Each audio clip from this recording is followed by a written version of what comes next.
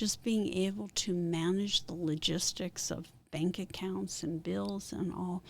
If you can do any of that ahead, it saves you so much stress after. And then having the ability to say, I need some help too.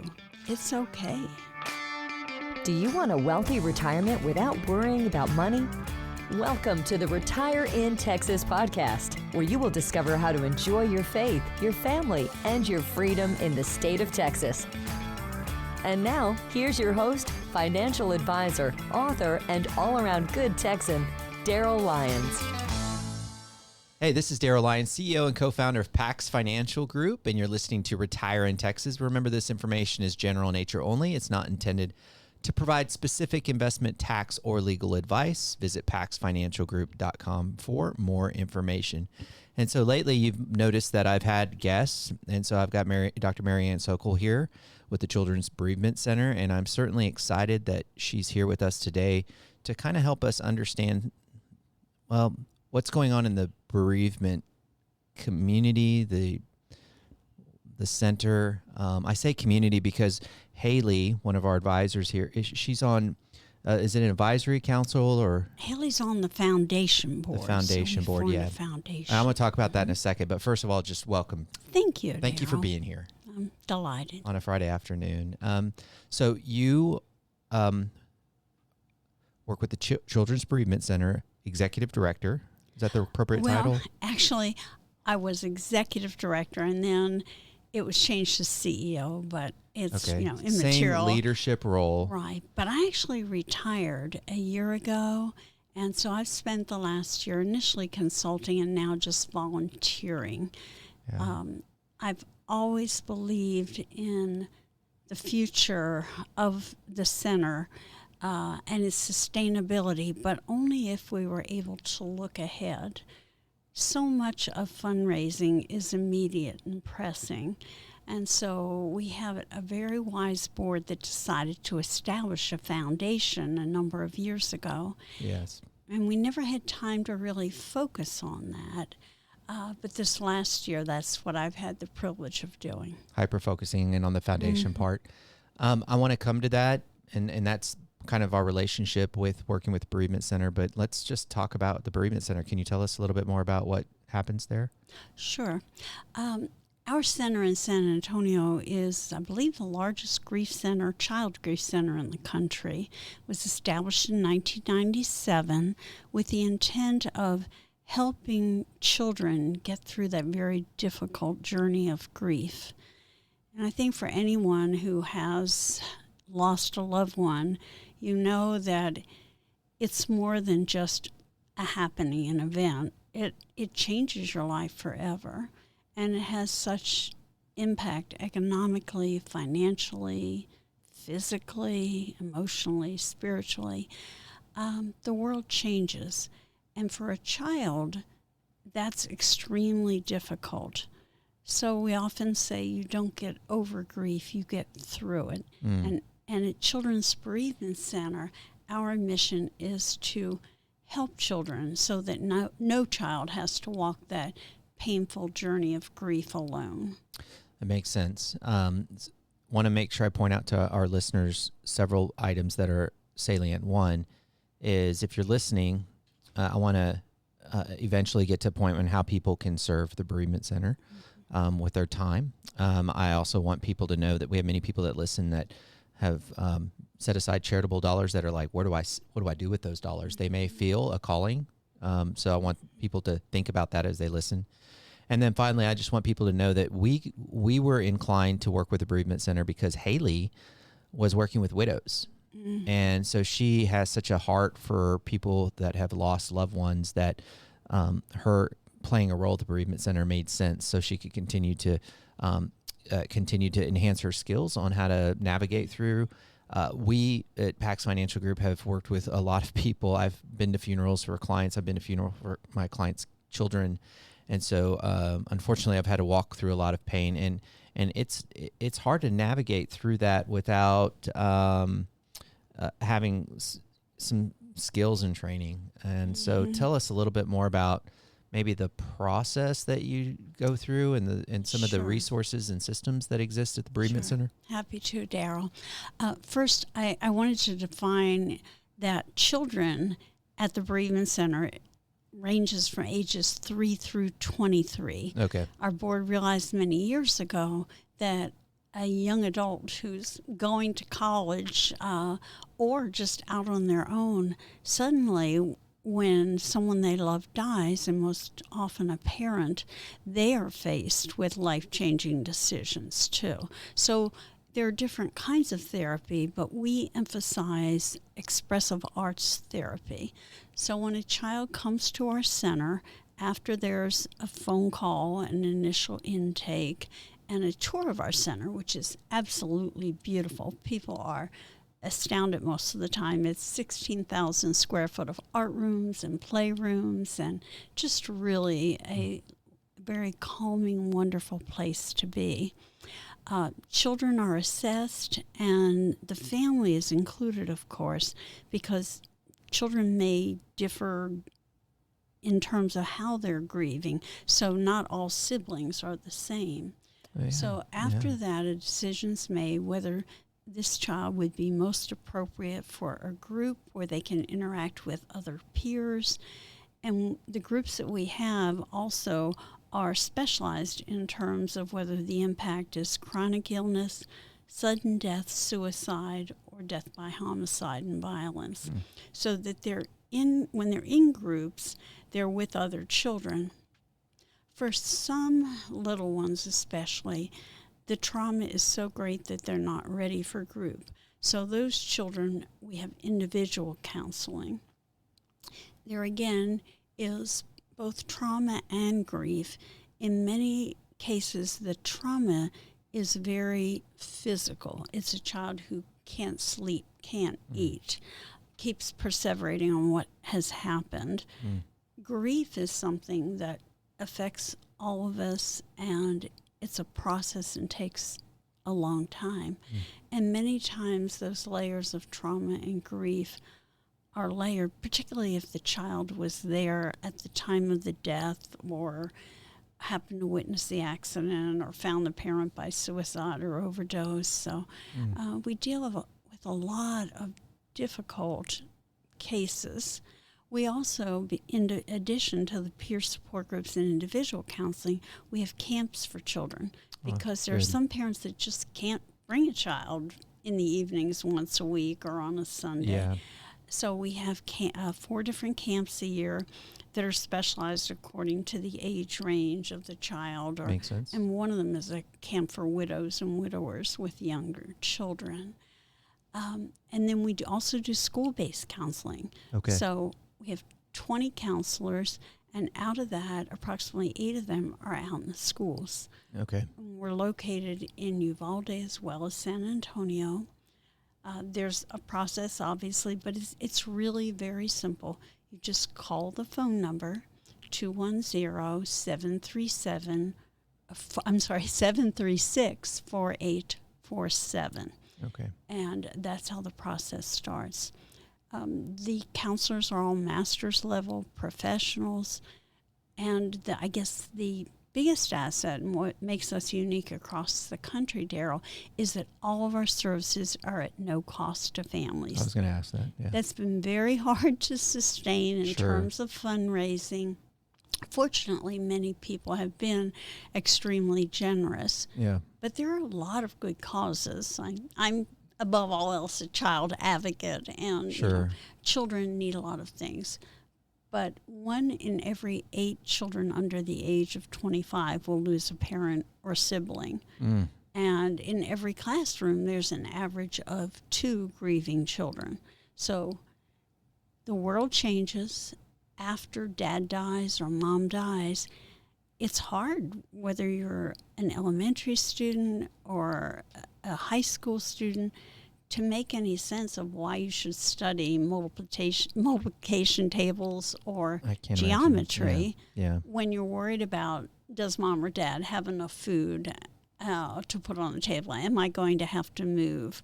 What is the future? And why should I even worry about college? Because it was my dad, who's no longer here, that really inspire that for me.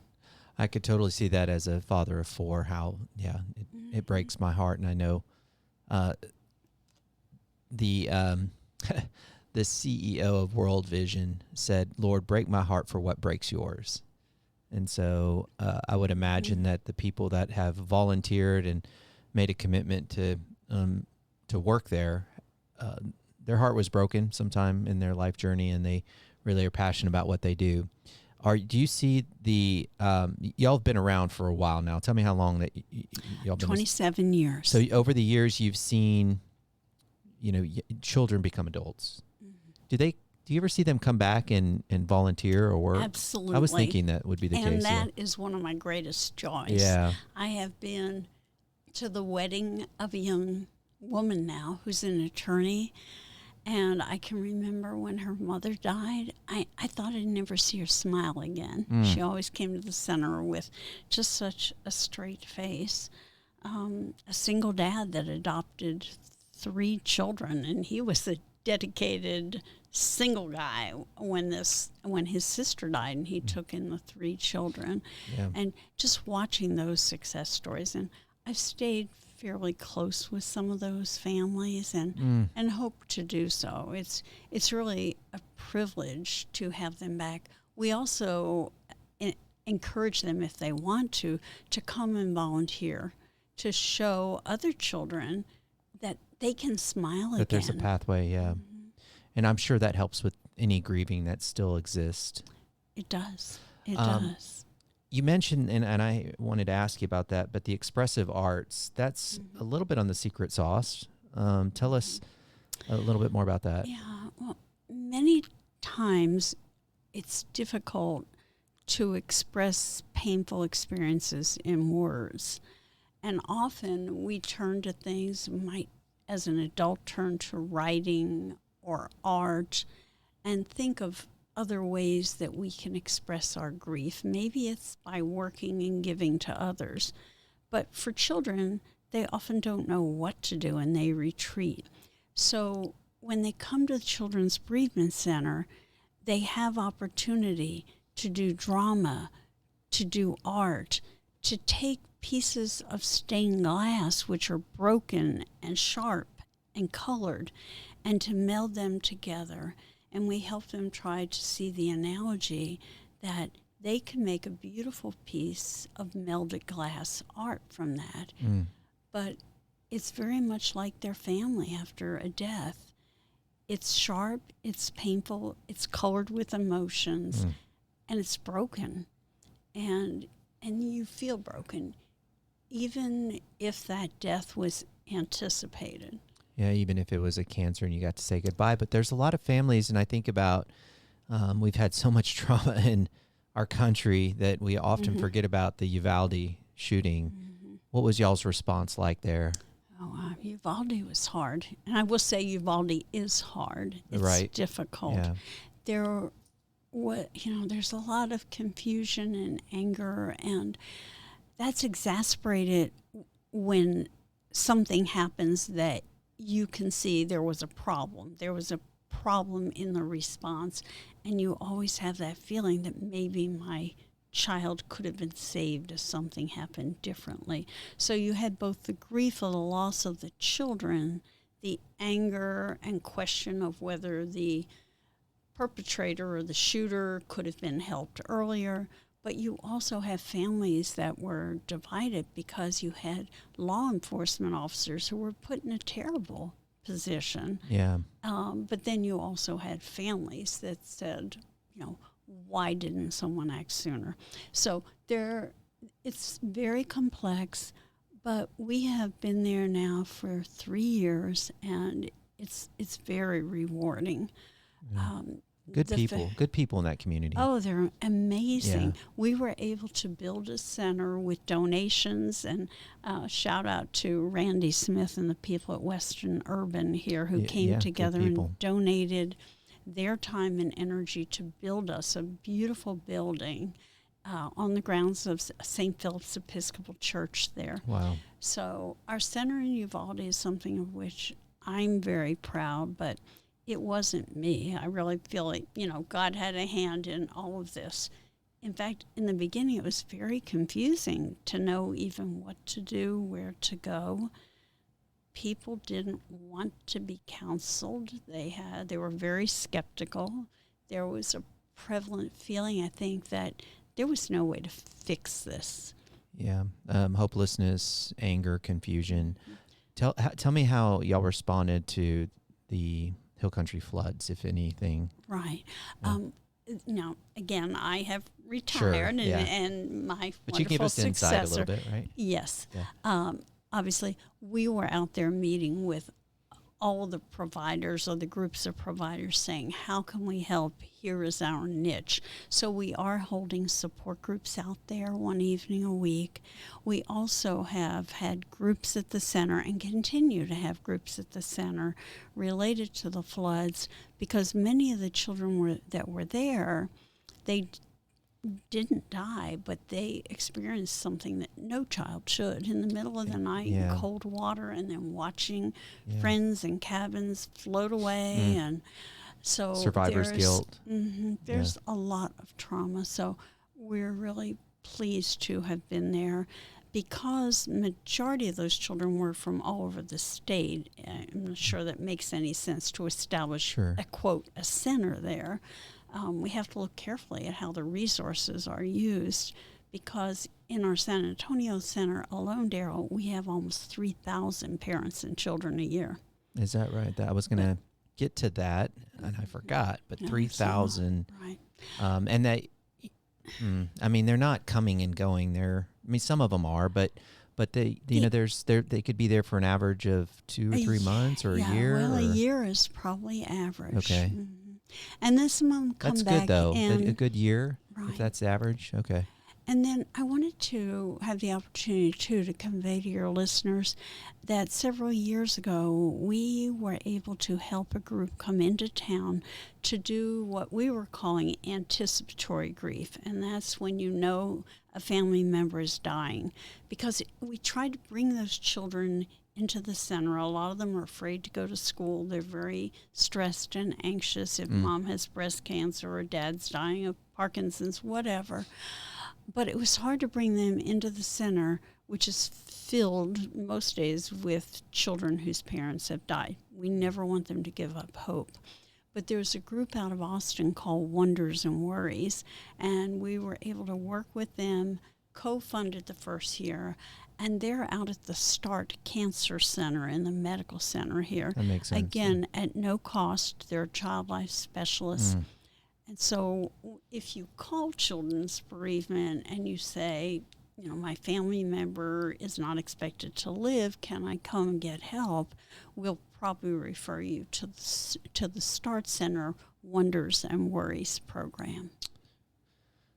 This is heavy, and it is beautiful at the same time. Oh, thank you. Yeah, so I really appreciate all that you do. I know that when you're on the money side, I know serving on nonprofits, sometimes you spend all this effort of raising money and you get glimpses of the work that's being done, but sometimes, at least for me, I get caught up in the economics and the logistics and all the fundraising. But what you do is beautiful. I hope some of the listeners will be encouraged to maybe get off the sidelines and play a role in serving, and maybe their lives have been impacted by a death that wasn't anticipated, or was anticipated for that matter, but they may feel their hearts may be broken. And so could you tell them one more time the phone number that they can call? Well, you mentioned the phone number if you need help, but where do they go if they want to just play a role? The website and maybe a phone number. Website is great, and we have a wish list on the website. And also the same phone number, and just ask for Christina, the new director, the new CEO, and she'll be able to take your call and refer you. We have lots of volunteers. We need volunteers that will go through a training and work with the children as well. And they're always looking for strong board members who have time to commit. Grief is very difficult, but we try to make the process of getting involved with the center not difficult. So 210-736-4847. In San Antonio, we're located on Olmus Drive, down near McCullough Avenue, near the traffic circle there. Sure. So Yeah. fairly easy to access. And they have what they call Tour of the Heart also every first Friday at 11 o'clock. So people can come and just take a tour. Wonderful. But I'd encourage anyone, whether or not you have children, that if you've experienced grief, to be willing to ask for help, to know that you're not alone. I mean, people jokingly call me the grief guru, because prior to that I was executive director of Any Baby Can, working with babies in crisis, and then president of the National Sudden Infant Death Organization. But I tell groups sometimes when I'm speaking that when my own husband died, and it was anticipated from cancer, I was as, what can I say, unprepared as anyone else. There are things you don't know. I can remember being in the parking lot, going to the bank at the quarry in San Antonio, coming out and thinking, where in the world did I park my car? Yeah. I have no idea. But financially, the kind of work that you're doing to just remind people that having a will is a gift to your family, that thinking ahead, knowing where the paperwork is, just being able to manage the logistics of bank accounts and bills and all, if you can do any of that ahead, it saves you so much stress after. And then having the ability to say, I need some help too. It's okay. That's so good. And thank you for encouraging us to be politely aggressive with our community to get these things like wills and life insurance and all that across the finish line. Because I was texting a friend the other day, and I just thought of him. I was driving, very random. I said, I wasn't texting while I was driving, but I did text him. I was thinking while I was driving. Then I texted him later and I said, hey, just thinking of you, make sure you get your wills done. He's like, yeah, I need to. It's that all the time. But I thank you for the encouragement, because we need to stay on top of that. And then you provided some wonderful direction for those that are grieving. This has gone by too fast. Thank you. We could do another hour, but thank you for coming on. Thank you for all that you do and you continue to do for our community. Yeah, I'm blessed. I've loved every moment at the Bereavement Center. There have been some difficult ones, but you just surround yourself with the right people, and somehow it happens. It's amazing. Well, thank you. And thank you for all the listeners for staying to the very end. And as always, remember, you think different when you think long-term. Have a great day.